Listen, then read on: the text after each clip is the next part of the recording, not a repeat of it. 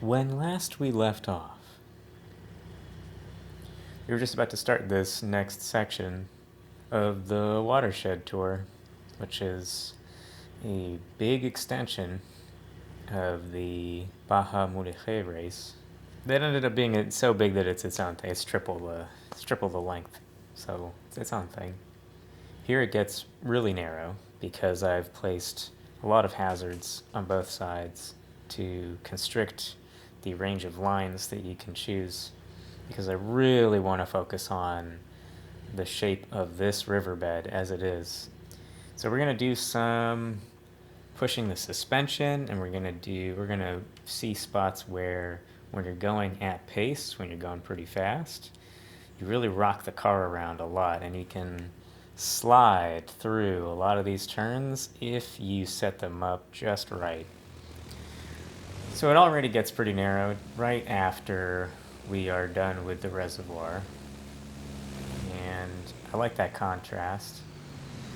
The shape of the turn here is such that it felt safe enough for people to set up on the left there, because that rock here on the left does constrict what you imagine would be a safe line, and you can't go too wide. So adding those tents there also adds more incentive to not go too wide. But up here, I can experiment with kind of leaning on this bank to keep on the accelerator for longer, but I'm not sure if I can do that for both the bank before and this part of the bank. I think I have to choose one.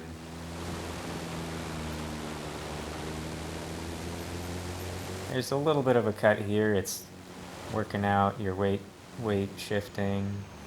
Here's a nice roadblock, and you get a little view of the farmland. You can slide all the way through this roadblock if you're going fast enough. So I do like doing that.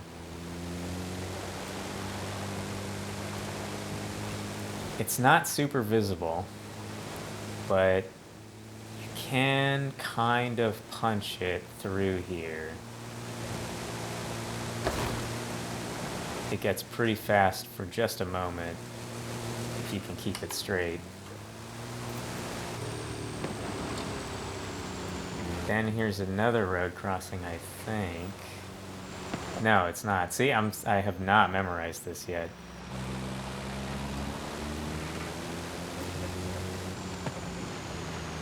A lot of the setup for restricting the lines is setting the checkpoints up relative to each other and setting up the obstacles relative to the checkpoints such that you can experiment with going wide and with cutting, but if you push that too far, it might throw off the rest of your race. So this is going to be a long process for me to memorize everything. This rock field took a lot of testing to position everything the way I wanted it to be.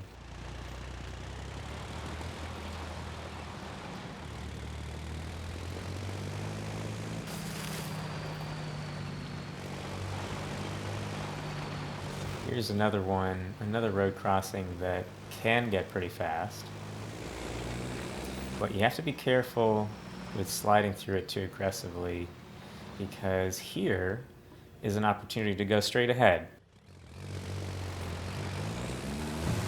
It makes me, try to control my suspension because it is pretty bumpy and the opportunities for going straight are narrow. So it basically splits here with two options, because that rock in the middle there is protecting that bush.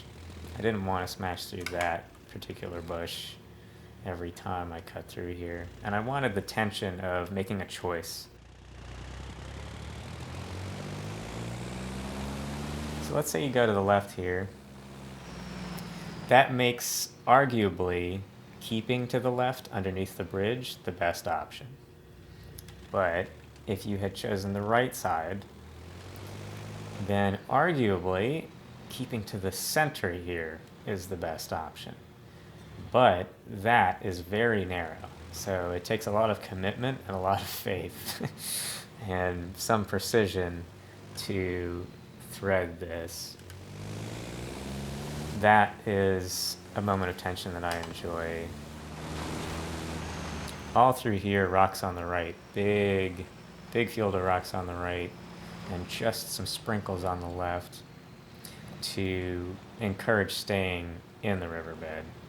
Here I thought this was a really nice camp spot because it's nice and open, and with this bend in the river, you get to see the cars for a fairly long time because they're going to have to get on the brakes to safely accomplish this turn through all these rocks.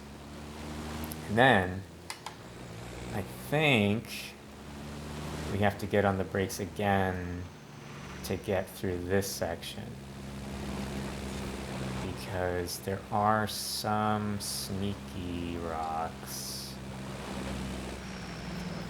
on the right in front of us here with the sunlight hitting them.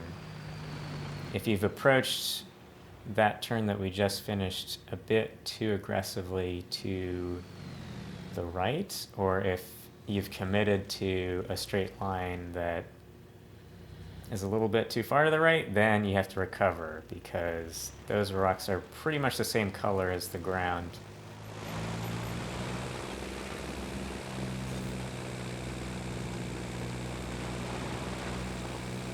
Here there's some room to cut and weave, and I think that's fun because it gives you a moment to breathe after dealing with all those moments on the brakes and trying to navigate all those rocks.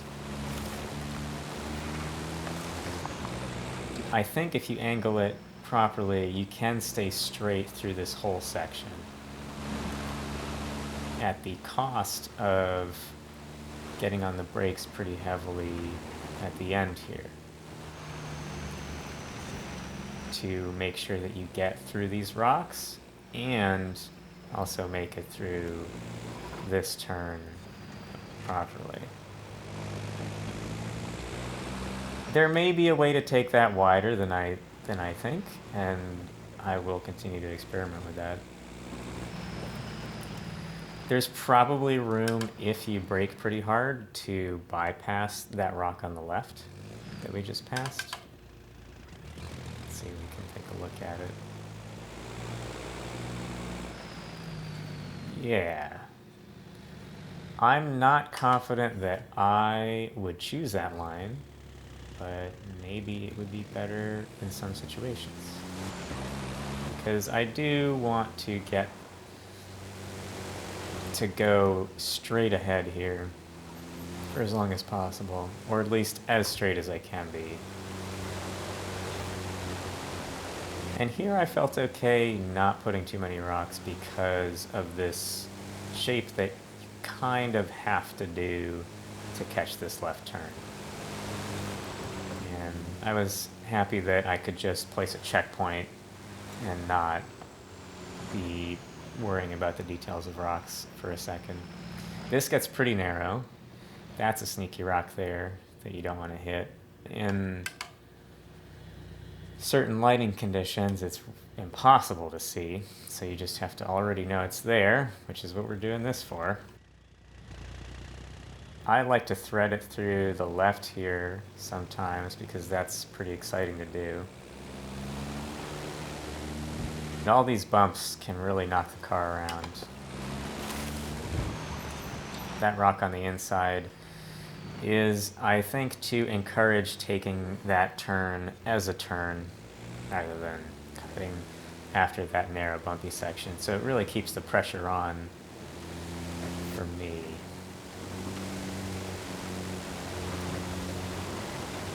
A little bit more relaxed when we're going slowly, but that bridge, because of the angle of approach, can feel pretty narrow to pass through. And all throughout here, the concept kind of remains similar.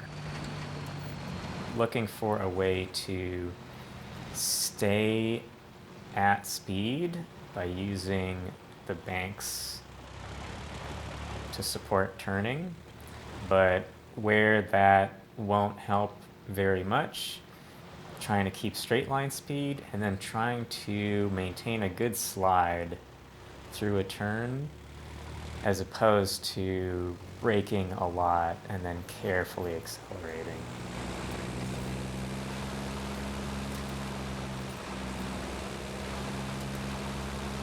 And then a couple of open sections scattered around for a second to breathe and then recollect myself to deal with the next tight sections. And when you're going fast enough, it all does feel pretty tight. But even this section, I think it does feel pretty open. Definitely when I approach it in a good way, I can gather a lot of speed, and I hope other people can find some ways to do that there too. Here I'm still trying to sort out what to do. I'm not sure about using the left bank to support the weight of the car. I feel a little bit more confident about using the right bank for this turn instead. Because it helps me catch this bank too, and it helps me continue to throw the weight around in this flowing motion, because these are kind of complementary turns, one after the other, that I think benefit more from keeping the car swaying than from trying to keep the car super planted. This section is, I think, difficult for me to accelerate into, because I really haven't memorized it. But it seems to me that there's plenty of opportunity to get some speed there. It's a tempting cut here on the left. It's tempting. But over time, I think I'm finding that after this checkpoint, yeah, there are the rocks. There isn't really a good way to carry that momentum if I choose to go wide to the left early there. Here, though, there may be some opportunity to get up on the grass earlier so that we can stay on the gas and get all the way up here so that we can just catch this banner and take this turn fairly straight. Because all those rocks do kind of prevent trying to slide across the grass. And in any case, I think if you were to try to do that, it might throw off the rest of your trajectory. But even if it wouldn't, those rocks definitely aren't going to let you do that. I think this may be another example of room to get on the grass, although I'm starting to see rocks that I forgot that I placed on the left. So I guess not. I guess maybe don't. Maybe don't get up on the grass there.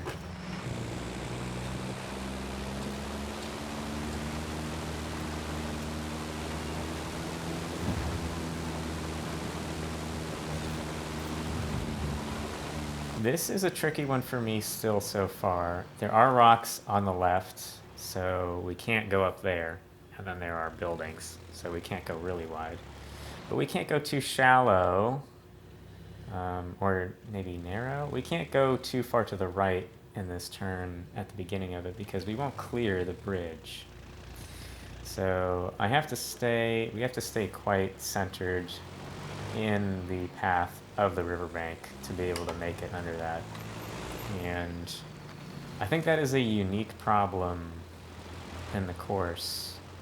I think that's the only spot where there's a challenge to make sure that you can actually clear underneath something. Lots of weight transfer, little bumps here on both sides. I did not put those chairs there, but I'm I imagine plenty of people do make that kind of choice. Now, in the game, sort of at a baseline, there's no race that goes through this riverbed, so these chairs, I think, are just set up for a nice day on the river. But it is a little bit funny to imagine people scooting up real cozy like.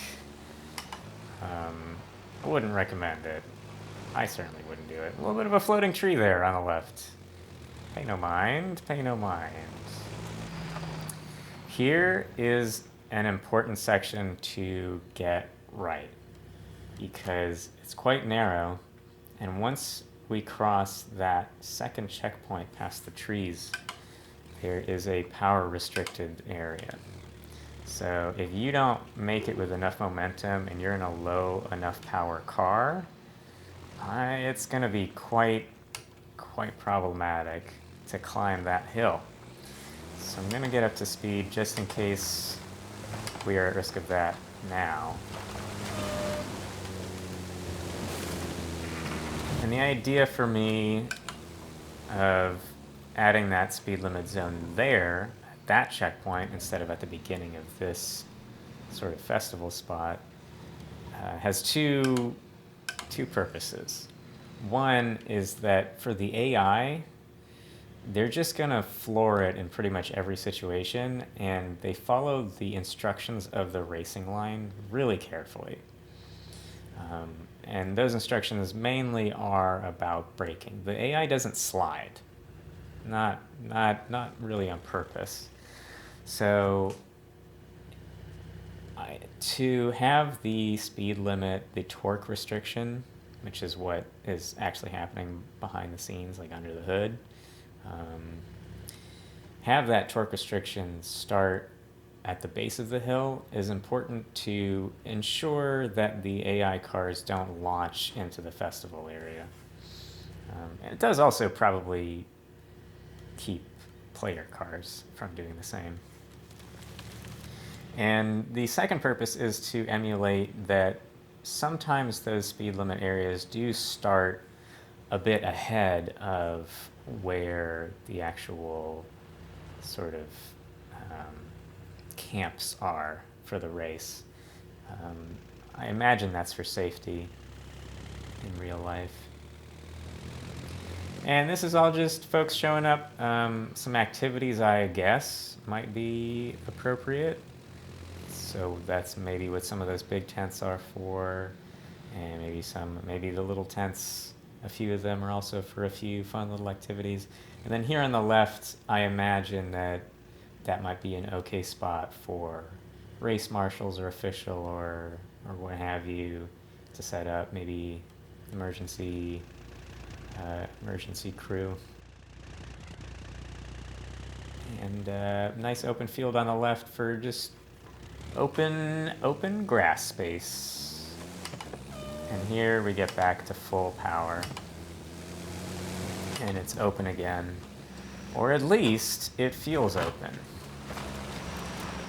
While in truth, we are going to have to manage the weight of the car a lot because it's going to wobble around with all these hills and these shapes, and we might hit some jumps if we're going too fast in the wrong angle that slow us down a lot or even flip us over.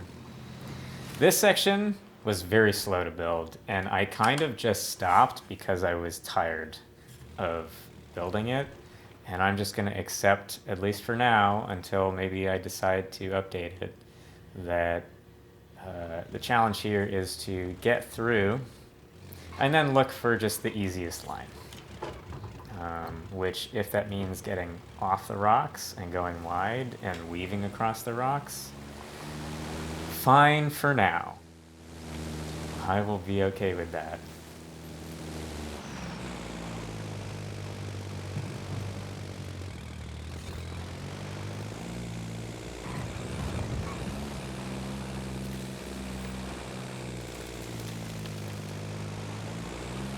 But they are at least going to discourage planting your foot on the gas going up this hill. and give a little bit of a different sort of spirit to this section of the race compared to any other section. There's no other rock climbing section. Another reason I decided to add this kind of rock crawling, I guess. I'm not totally sure of the usage of that term yet. Still learning.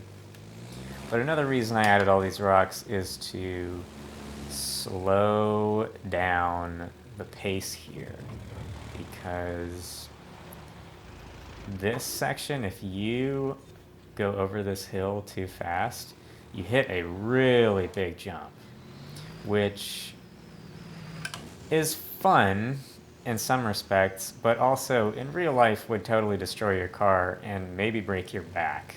So I wanted to kind of do away with that in this particular event. And same thing with this hill. If you're going at it really fast, you end up with a pretty gnarly jump. But there is plenty of room to choose a line. I'm not doing it right now, but definitely if you stick to either side, there is room to choose a line that carries a lot of momentum. And then you do get a nice jump at the end of that I think is marginally more credible. Marginally. I considered restricting movement more carefully to follow this stream, but I think we're going to have a lot of that kind of elsewhere in the race. There's already been quite a lot of it. So I wanted to give some more opportunities to make more varying choices about how to put the weight of the car in the landscape to maximize control and speed. Because at the end of that is a very open, seems to me to be a salt flat, and I want to give plenty of room to enjoy how fast that can get. Because up here is yet another speed limited zone. And again, I put the actual torque restriction trigger down at the bottom of that hill primarily for the AI, so that they don't launch over the fence. And then here I thought is a nice little spot to have people sit up on top pretty safely on top of that cliffside and watch the cars go by and take it slow, have a little moment to rest, because it is, for this game, a pretty long race. And after this checkpoint, get on the highway for a bit. From what I've seen, it seems that this is also a normal part of these kind of long distance cross-country sort of races. Part of the race will pass through a public highway, and while it seems that the local, I guess, authorities do close off sections of the highway for the occasion of the race, it also seems that at least sometimes the racers do have to respect some sort of speed limit while on the highway. So yet again, there is a torque restriction here, but it's not as severe as in those other areas, because my only intention is to limit it to kind of a plausible, safe speed on a highway, even one that is closed off. And at some level, this is also part of the moments to rest. There's where the closed off section ends, so we have those roadblocks to emulate the local authorities closing off the highway. And there is another torque restriction up here in this area, because it's quite narrow and peaceful. kind of overemphasizing it now, but even dropping the revs kind of halfway does let the ambient sounds out some more.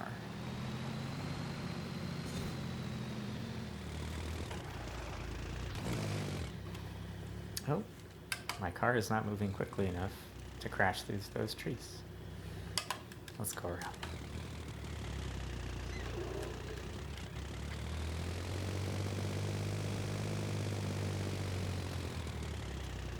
But when we're going at pace, we will be able to break through those trees.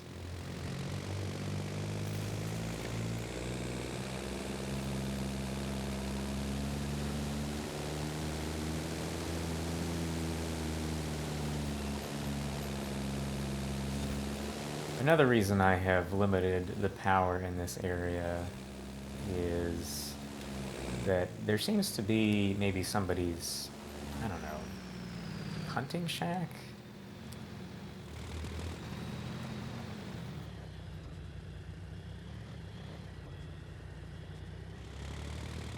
Or maybe somewhere, it could be a community meeting spot, whatever it is, it's not something that I think people would appreciate cars slamming into. So I've taken some measures to reduce the likelihood of that happening, including rocks and limiting the power in that area. As we get down here, we can pick up a little bit of momentum passively. But we still need to be careful because our task now is to weave through these trees both efficiently and safely without hitting them and coming to a full stop. And then once we're done with that, we have all our power back. But it may be deceptive because this section is very hazardous just based on the shapes in the ground. I didn't place all these rocks. They are already there, as far as I remember. So this is all a fun opportunity to kind of discover this little spot in the map that is such a challenge to keep the car stable for. And here we begin another river section. And I think I'm gonna let us be done here for now. It's been about 20 something minutes. I think that's an okay length for a video. And also this river is fairly long in its own right and has a lot to offer and a lot to explore. So we'll leave with this moment here, and then I'll be back later.